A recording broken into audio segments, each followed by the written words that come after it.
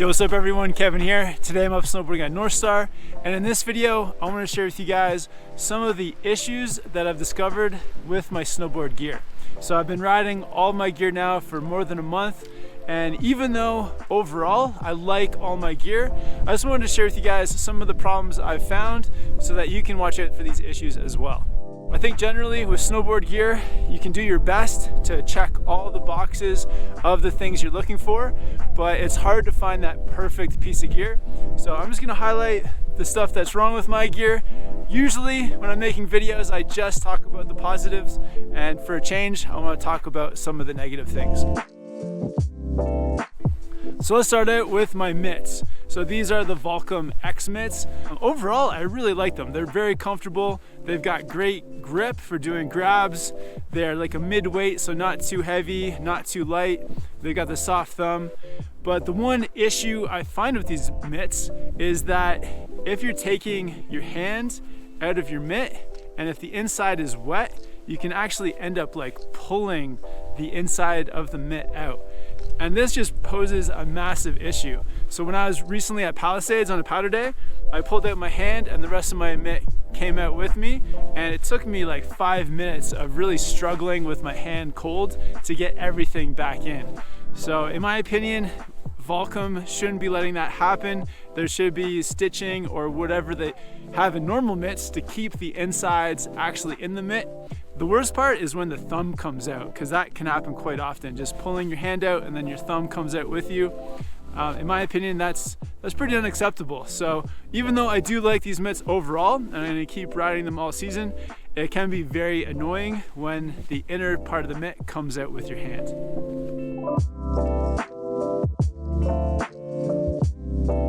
The next issue is with my snowboard jacket. I actually overall really love this jacket. It moves very freely, it's lightweight, it was inexpensive, and for snowboarding I just feel really good in it. But the big issue is to do with the amount of pockets. So it does have a big pocket in the front, so you can put a few things in there, your cell phone, batteries, whatever.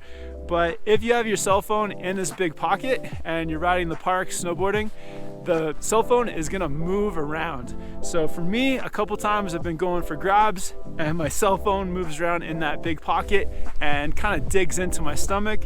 And for Volcom, just to make a slim pocket where you can slide your cell phone in, where it stays secure and not gonna be bouncing around, that would be very simple. So for me, that seems like a no-brainer to have one good pocket for your phone. Everybody carries a phone, and for snowboarding, you can't have that thing like bouncing around all over your body. So I think Volcom could have done better with this jacket, just having that specific pocket for your cell phone. So the next thing is with my Union Strata bindings. So Union Strata bindings, one of my favorite binding. It's very comfortable, functional straps. Performance wise, I feel amazing like riding with this binding. So in terms of just performance wise, nothing bad to say. But one thing I would call out is the high back. The way that you adjust the high back, you have to do it with a tool. So you have to have a Phillips head screwdriver to adjust the high back. But right now with other snowboard bindings, most bindings have a toolless mechanism to change the high back.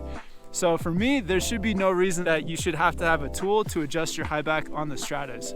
So in my opinion, this is a major flaw. Like if you're a new snowboarder and you're out there and you want to adjust your high back, having to like carry a tool or go find a tool, it's just like one unnecessary step. So I think Union, if they could just make this high back adjustment toolless, it would solve a big problem.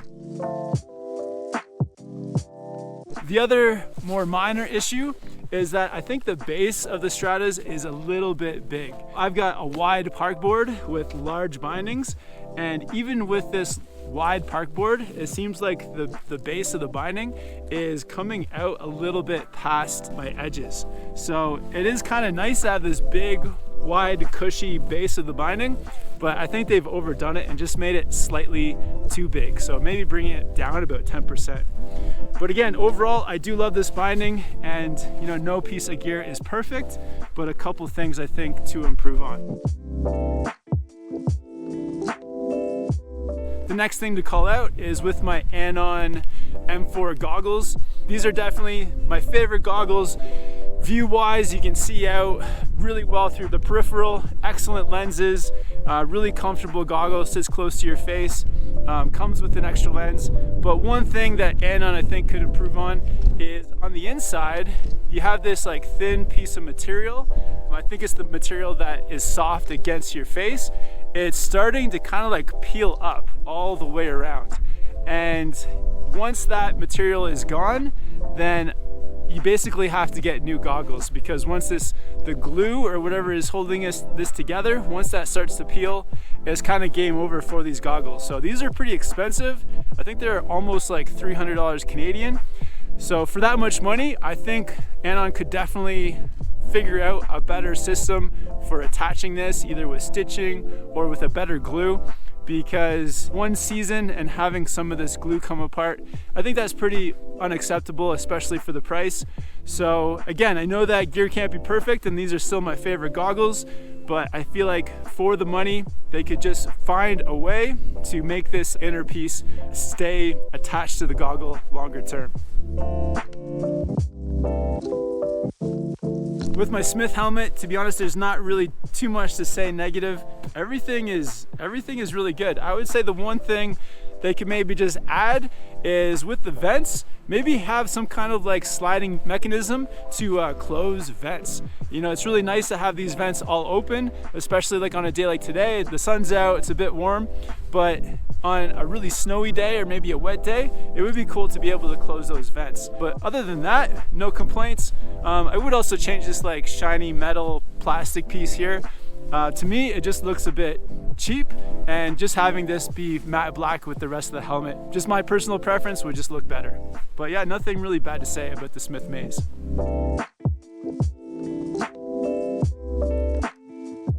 So one thing to call out about my snowboard boots, I've got the Vans High Standard Pros. Overall, I love these boots. They're my absolute favorite. Really comfortable, great performance. They got the traditional laces and the power strap at the top. Can't say enough good things. Been riding them for over a month now and just absolutely love them. The one thing I would call out is that the laces are a bit rough. So on the boots I've had by Vans in the past, they've had really soft and comfortable laces, so that as you're doing them up, they're just soft against your fingers. And I've never actually had a Vans lace break, so they've been holding up amazing. But on these ones, they've got these really rough and rugged laces, and they're a bit harder to do up, and they're a bit harder on your fingers. And I think they've kind of beefed it up for no reason. I think they could have the soft laces on here, and I would be just even more happy with these boots. So a very minor thing, just the different type of lace. A softer lace I think would make these boots even better.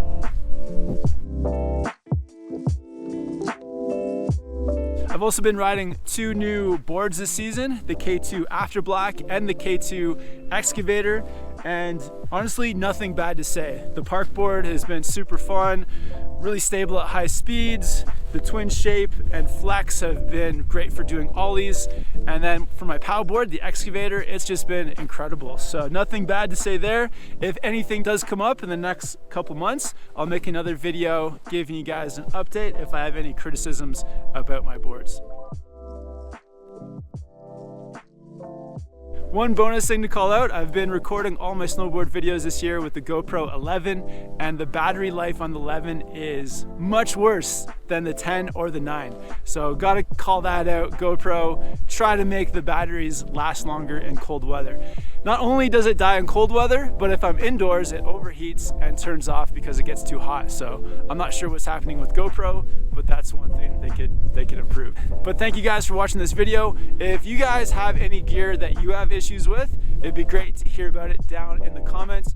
And again, I'm not trying to just be negative. I think this is just some good constructive feedback for if the companies see this, or if you guys see this and you're shopping for gear.